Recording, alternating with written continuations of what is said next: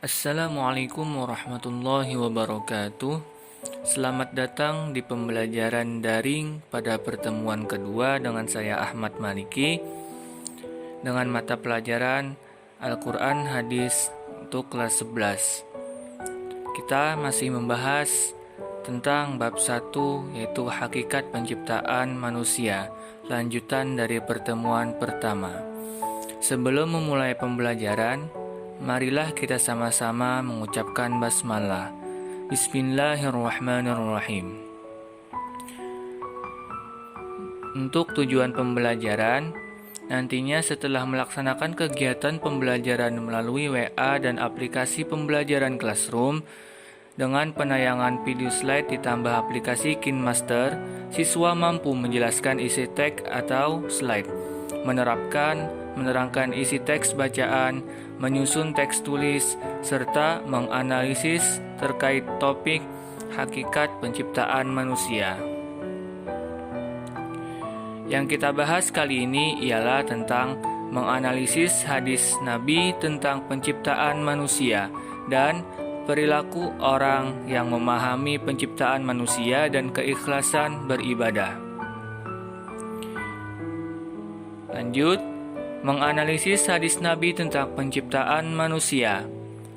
Sisi penting lain tentang informasi yang disebutkan dalam ayat-ayat Al-Quran Surah Al-Mu'minun di atas adalah tahap-tahap pembentukan manusia dalam rahim ibu. Disebutkan dalam ayat tersebut bahwa dalam rahim ibu mulanya tulang-tulang terbentuk, dan selanjutnya terbentuklah otot yang membungkus tulang-tulang itu. Kemudian air mani itu menjadi segumpal darah, dan segumpal darah itu menjadi segumpal daging, dan segumpal daging itu menjadi tulang belulang. Lalu tulang belulang itu dibungkus dengan daging, kemudian menjadi makhluk yang berbentuk lain. Oke, lanjut. Dan hebatnya adalah ketika Al-Quran diturunkan kepada Nabi Muhammad SAW, pemahaman para ahli terhadap proses kejadian manusia belum sampai pada penggambaran yang sangat detail, seperti yang digambarkan pada ayat-ayat tersebut. Justru informasi yang dibawa Al-Quran yang dengan tepatnya mampu memberikan gambaran sedemikian detail dan gamblang. Di era perkembangan ilmu pengetahuan dan teknologi, semua yang digambarkan oleh Al-Quran yang kemudian dijelaskan lebih detail oleh Nabi Muhammad SAW, semuanya terbukti dengan benar.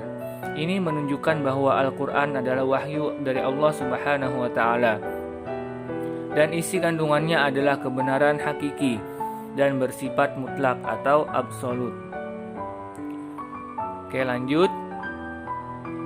Sebagai penguatan terhadap penjelasan tersebut, Rasulullah SAW menjelaskan dalam sebuah hadis.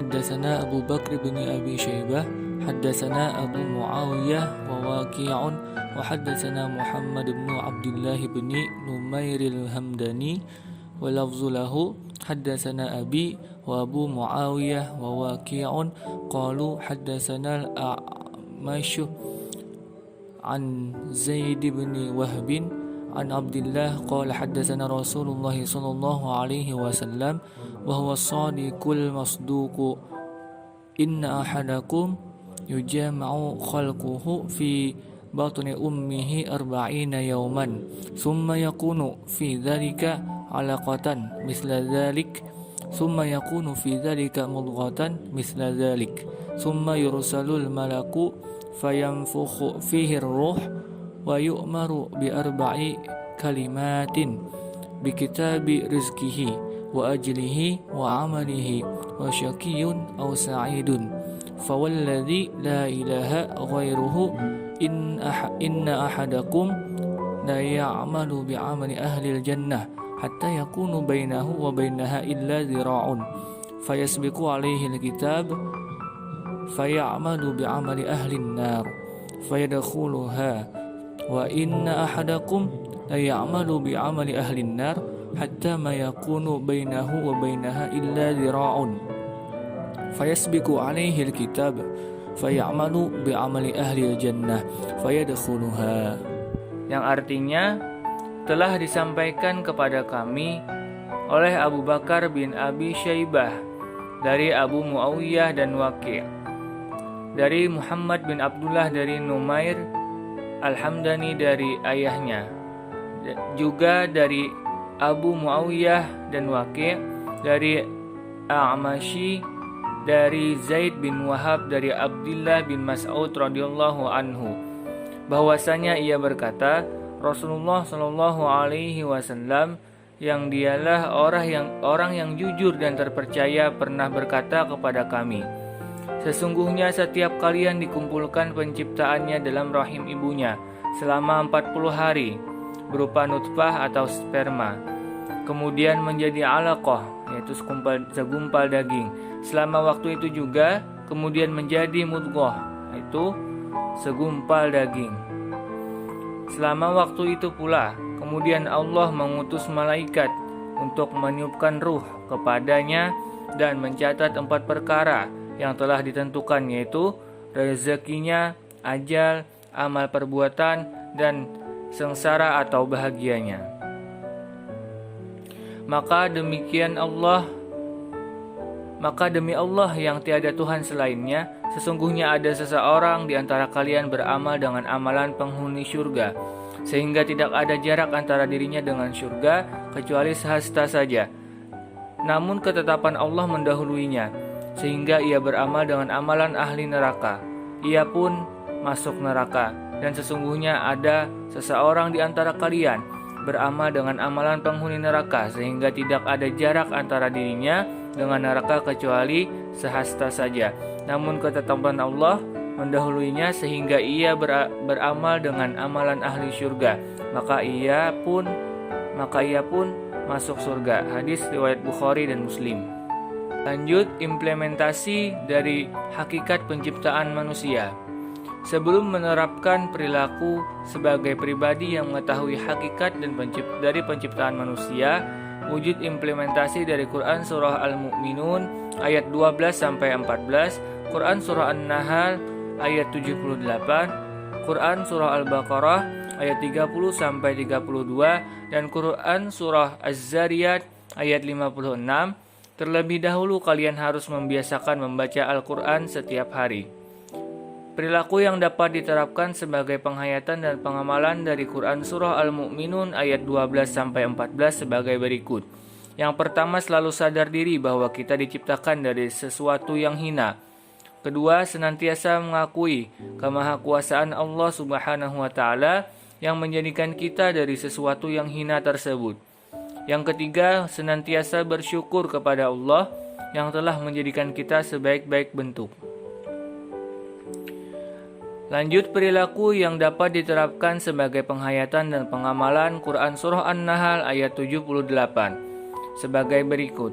Yang pertama, senantiasa mengakui kebesaran Allah Subhanahu wa Ta'ala yang menganugerahi kita pendengaran, penglihatan, dan hati nurani. Kedua, selalu bersyukur kepada Allah Subhanahu wa Ta'ala atas kenikmatan yang telah diberikan kepada kita berupa pendengaran, penglihatan, dan hati nurani. Kemudian perilaku yang dapat diterapkan sebagai penghayatan dan pengamalan Quran Surah Al-Baqarah ayat 30-32 sebagai berikut. Yang pertama, senantiasa mendiskusikan segala sesuatu dengan yang lain sebelum diputuskan untuk melakukannya. Kedua, senantiasa menerima dengan lapang dada kelebihan yang lain atas dirinya. Lanjut, perilaku yang dapat diterapkan sebagai penghayatan dan pengamalan dari Quran Surah Az-Zariyat ayat 56 sebagai berikut. 1. Selalu beribadah hanya kepada Allah Subhanahu wa Ta'ala, baik dalam artian sempit maupun luas. 2. Senantiasa mensyukuri segala nikmat yang Allah Subhanahu wa Ta'ala berikan kepada kita, yang dimanifestasikan dengan beribadah kepadanya. Lanjut, hadis tentang keikhlasan dalam beribadah. An Abi Hurairah radhiyallahu anhu qala Rasulullah sallallahu alaihi wasallam, innallaha ta'ala la yanzuru ila ajsamikum wala ila suwarikum walakin yanzuru ila qulubikum. Rawahu Muslim. Artinya dari Abu Hurairah radhiyallahu anhu berkata, Rasulullah shallallahu alaihi wasallam bersabda, sesungguhnya Allah tidak melihat bentuk badan dan rupamu, tetapi Ia melihat atau memerhatikan niat dan keikhlasan dalam hatimu. Hadis riwayat Muslim. Oke, lanjut. Dalam hadis di atas Rasulullah menjelaskan bahwa setiap kita dalam berbuat, melakukan sesuatu atau beribadah akan dilihat oleh Allah dari niat ikhlas kita dalam melakukannya. Allah tidak melihat penampilan kita dalam arti rupa dan bentuk badan atau jasad kita, melainkan Allah akan melihat dan memperhatikan sejauh mana tingkat keikhlasan kita dalam melakukan segala sesuatu atau beribadah kepadanya. Niat dan ikhlas dalam beramal atau beribadah dalam Islam merupakan pilar utama dalam ibadah, bahkan menjadi ruhnya ibadah. Hal tersebut disebabkan oleh karena amal seorang mukmin baru akan bernilai ibadah yang diterima oleh Allah jika memenuhi dua syarat. Niat ikhlas karena Allah dan benar sesuai dengan tuntunan Rasulullah SAW. Para ulama meyakini bahwa niat ikhlas, amal batin lebih utama daripada amal zahir atau perbuatan, meskipun kedua-duanya mutlak diperlukan adanya. Niat artinya bermaksud, berkeinginan atau bertekad. Ia merupakan amalan batin atau hati yang karenanya tidak harus dilafazkan. Sementara ikhlas artinya menjadikan Allah sebagai niat utama, tujuan utama atau sebab utama dalam melakukan suatu amal. Sekian pembahasan kita pada kali ini. Semoga bermanfaat. Atas perhatiannya, saya ucapkan terima kasih. Sampai jumpa di pertemuan berikutnya. Wallahul muwaffiq ila aqwamit thoriq. Wassalamualaikum warahmatullahi wabarakatuh.